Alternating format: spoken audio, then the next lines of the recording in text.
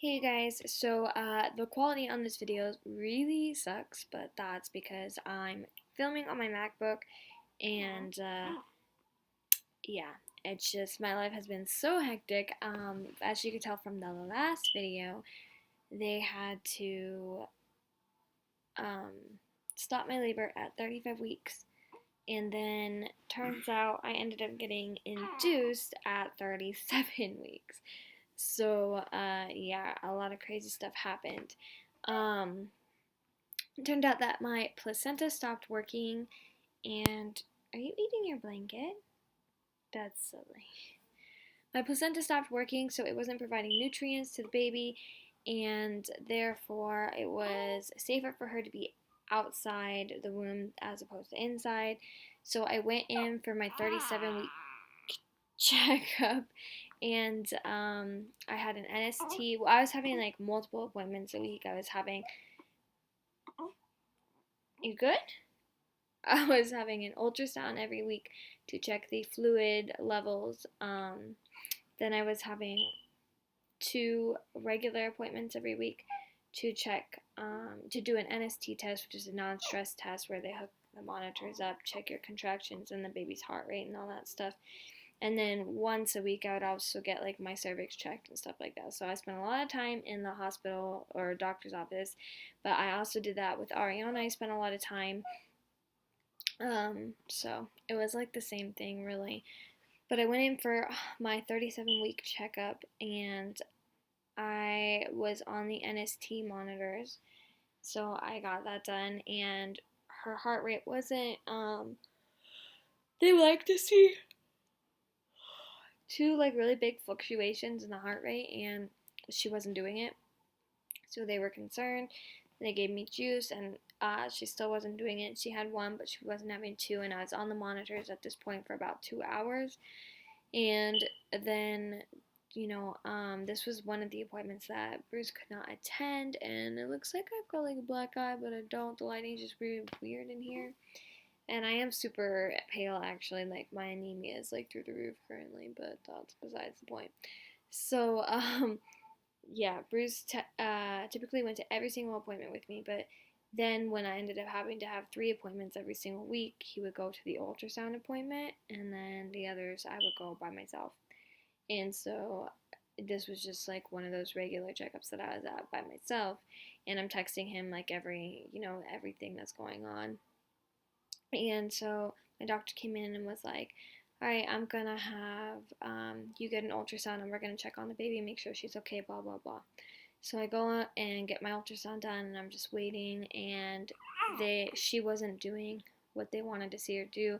Like, I guess when they like push on a specific part, they want to see her respond like a certain way, a body movement. I don't really know, but she wasn't doing what they wanted her to do. So she failed the NST test and failed the ultrasound test. And then my doctor said we were just going to call it and go ahead and induce me. So I had to go home and pack my bag and go to the hospital that very day. And I panicked because I was super scared to be induced. But yeah, this was a Tuesday, and I had planned on working the rest of the week. I planned on not taking off work until 38 weeks because I assumed I was going to be induced at 38 weeks. If you watch my video for they had to stop my labor at 35 weeks, you'll understand why. But yeah, I just had to call my employer, and I was like, I'm so sorry. Like, they're inducing me right now.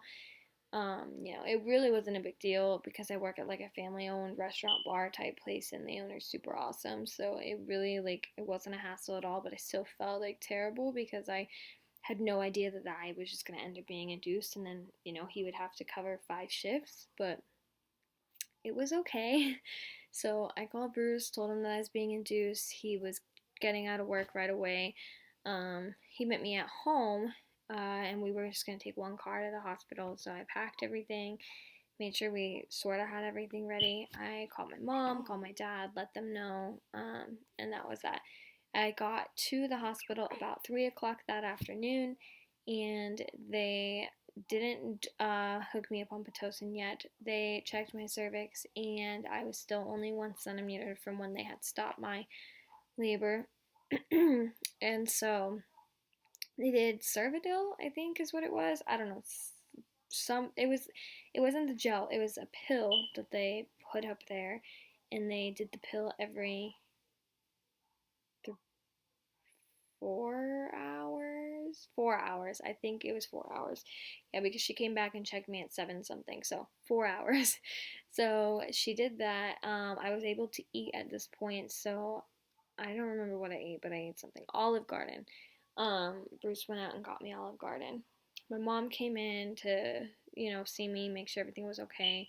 She waited around until 7, whatever, when they came back and rechecked my cervix to see if I dilated anymore, and I hadn't.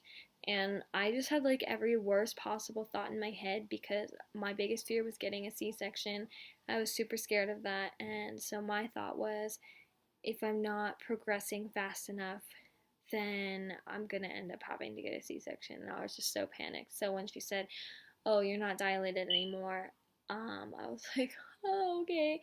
I know it had only been 4 hours, but when I was pregnant with Arianna, I went into the hospital and I was at 3.5 centimeters. Hour later, they checked me. I was at 6. So, yeah, I was just very panicky. Um, I, wasn't in any pain at all, really. I was having contractions, but they didn't hurt. My whole labor was actually super easy, but I'll get into that.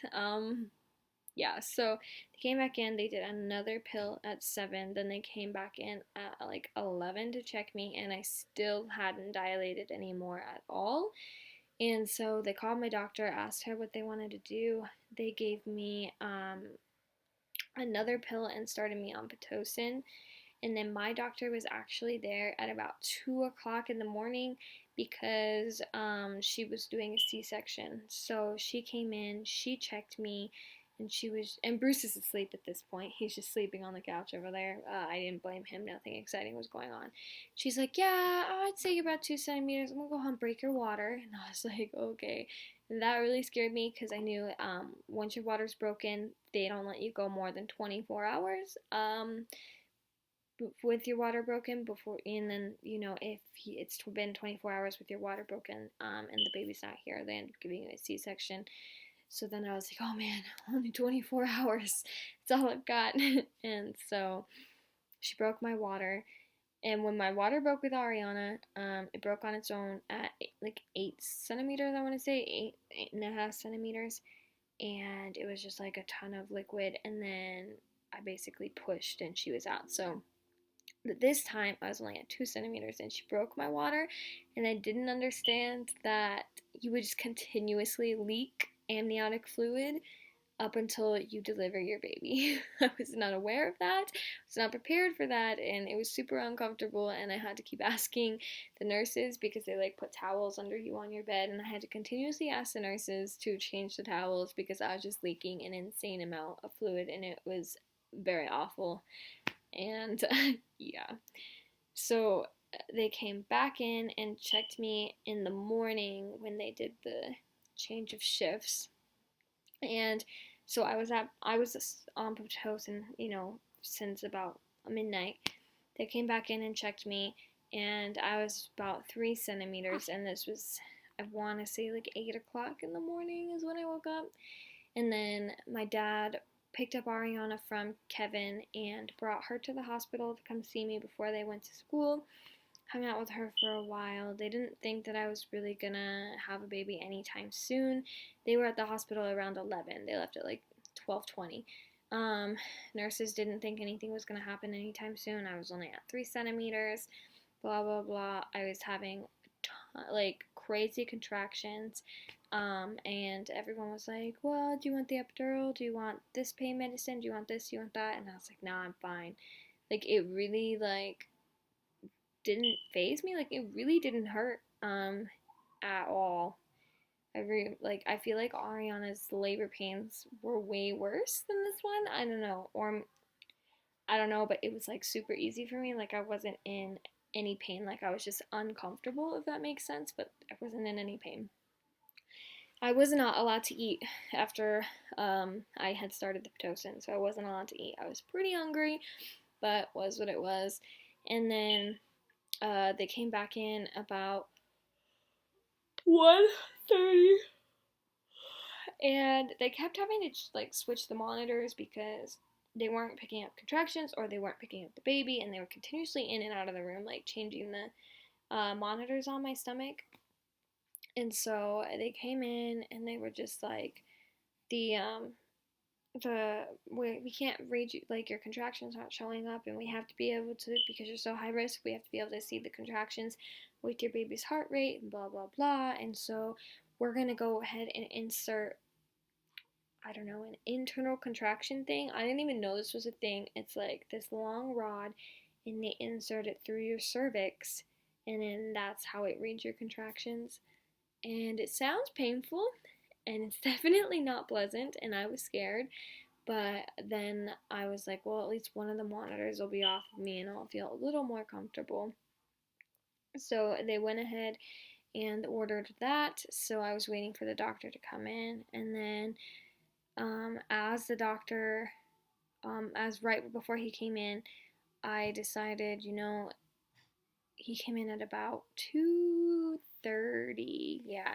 So right before he came in, probably 2:15, I then was in a lot of pain. I asked for pain medication, and I don't remember what the heck they gave me, but they gave it to me through my IV, and it numbed it, and then I was fine. But then that didn't last very long, and all of a sudden I was like in a lot of pain. Like I could have dealt with it, but I didn't know how much longer. Like at this point, I still thought I was only at 3 centimeters, and I didn't know how much longer I would have had to deal with it. So I was like, well, if I'm going to get the epidural down the road, might as well just get it now. And for those of you who didn't see my labor and delivery story with Arianna, I had gotten the epidural and it didn't work. The lady hit a vein in my spine, I had blood everywhere, and it just didn't take. So it was awful. And I was really set on not getting it this time, but like I said, I was only at 3 centimeters and didn't know how long it was going to last. I just wanted to be comfortable, and I figured if I had to have an emergency C-section, they have to do a spinal tap thing anyways, so this would just make it easier. So I was just set on it. I was like, can we order the epidural? And so then the guy came in to put the internal contraction thing, and I guess my baby's head was just like in the wrong spot when he did it, because it was super uncomfortable and he had to like yank it back out and then put it back in. And the second time he did it, she had obviously, like, I don't know, nudged over a little bit or something, because that was painless. But the first time he put it in, it was so uncomfortable and I thought I was gonna die. So yeah, that was great.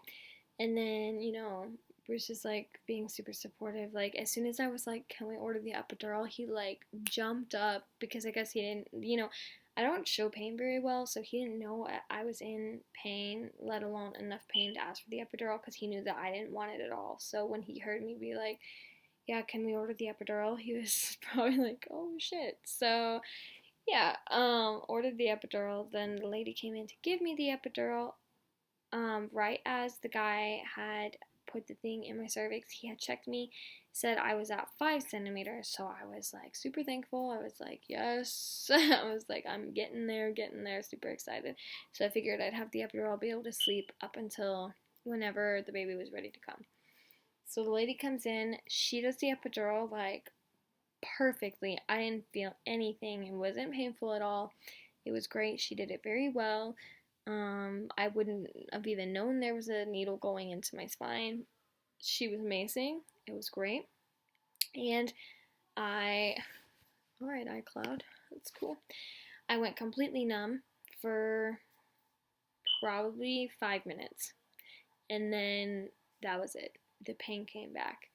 And it at first was just like in one spot right here. She came in and she tried to fix the epidural. It wasn't being fixed. It wasn't cooperating correctly, like then she put something in my IV and she said it was the strongest medicine that they had. Didn't work. Still felt everything. It was a great 5 minutes that I didn't feel anything, But yeah, so then the nurse came in. You could tell she felt super bad for me. At this point, it's about 3 o'clock. She was like, well, I'll just check you again and see, maybe you're at 10 centimeters and we can start pushing and you can get rid of the pain. And you could tell she was just joking around, trying to make me hopeful, I guess. And she checked me, and I kid you not, her face was just blank. She goes, "You're at 9 centimeters," and I thought it was a joke. I thought she was kidding to try and make me feel better, and I was like, haha, what am I really at? And she goes, "I'm gonna go call your doctor." And I was like, oh, okay. And so I text my mom, I'm like, 9 centimeters, and she's like, I'm on my way. And I felt really bad because my dad had to pick Arianna up from school, and she didn't get out till 3:45, so he obviously wasn't able to make it in time, and he was in the room when I had Ariana, so I think he was a little disappointed, but it was what it was. My doctor, rushed there. When she got there, she was in her pajamas, and it was really funny. She goes, "I'm gonna go change right now. Just wanted to make sure that you were okay." And I was like, yeah, so she went to go change, and then my mom, rushed in, as Bruce is about to hold up one of my legs and I'm about to start pushing. My mom runs in. She's like, "Oh, I didn't miss it." And she's out of breath. You could tell she literally ran. And yeah, then pushed, was what it was. And I probably pushed for 15, maybe 20 minutes. She was born at 3:32 on December 13th, and she was only 5 pounds even and 18 inches long. So she was super tiny. Arianna was 7 pounds, 10 ounces, and 21.5 inches. So it was a huge difference, almost 3 pounds in difference, and 3.5 inches in uh yeah, in length. So she was super, super tiny, and she was just perfect. I got really scared at first because they put her on my chest, and they were like, "Okay, let out a cry, let out a cry," and she wasn't crying, and she wasn't breathing, and I panicked and was just about to bawl, and then she started crying, and I was like, okay, it was really scary, but I didn't tear at all. It was perfect. My doctor did an amazing job. With Ariana, I tore so bad. I had 2 whole things of stitches, 2 whole, you know what I'm talking, packages of stitches. This time I didn't tear at all. Nothing. It was great. Obviously, probably because she was so freaking tiny, but yeah, and it was perfect. So, that was my labor and delivery story. I don't think I missed anything. She's almost a month old, so I feel like I could have missed something. I've been so tired and exhausted, and I just haven't gotten around to filming the video, and I'm so, so, so sorry. But yeah, definitely follow me on Instagram and Snapchat if you guys want updates, because I post daily on Snapchat and almost daily on Instagram. So yeah, Ariana's loving being a big sister, and she's just perfect. My second daughter's name is Minako Rose, and Minako, for those of you who don't know, I'm Japanese. My grams was 100% Japanese on my dad's side, and her name was Minako, so that is the name that we went with, and it means beautiful child. And then her middle name is Rose, which is Bruce's grandmother's name. So that is that. She's currently sleeping, but I could probably show her to you right now. See, she's so precious. She's literally the size of a baby doll. She is 3.5 weeks right now. When we went to her 2-week checkup, she was 5 pounds and 11 ounces, so she is definitely growing, and that's great. But she's still really tiny. She is still in preemie clothes, which are basically impossible to find. It took me forever to be able to find preemie clothes. But yeah, she's still in preemie clothes. We'll get to newborn clothes one day. She's just, yeah, she is perfect, and I love her. But yeah, comment, rate, subscribe, follow me on social media. Leave me any questions that you have down below, and I will be doing a 1-month update and a postpartum update and all that sort of stuff for you guys. So yeah, again, I'm so sorry that this video took so long, but it's here, and yeah, I'll see you guys in my next video. Bye!